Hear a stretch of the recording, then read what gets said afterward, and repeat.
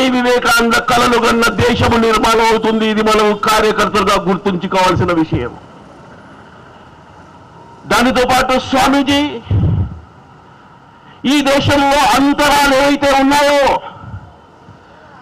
ఈ అంతరాలు తొలగిపోవాలి. దేశంలో సామాజిక సమరసత నిర్మాణం కావాలి. అందరము కలిసి మెలిసి జీవించాలి. అన్నాదమ్ములంగా మనం జీవించాలి. ఈ దేశం యొక్క ఈ తల్లి మన యొక్క తల్లి భారత మాత యొక్క సంతానం మనం అంతా కూడా. కాబట్టి మనలో భేదభావాలు లేవు, మనలో తారతమ్యాలు లేవు, ఎక్కువ తక్కువ లేవు, ఎక్కువ కులం తక్కువ కులం లేవు, అంటరానితనం అస్పృశ్యత లేనే లేవు. మన దేశంలో మనందరం ఒకే సమాజం, ఒకే సంస్కృతి, ఒకే దేశం, ఒకే ప్రజ.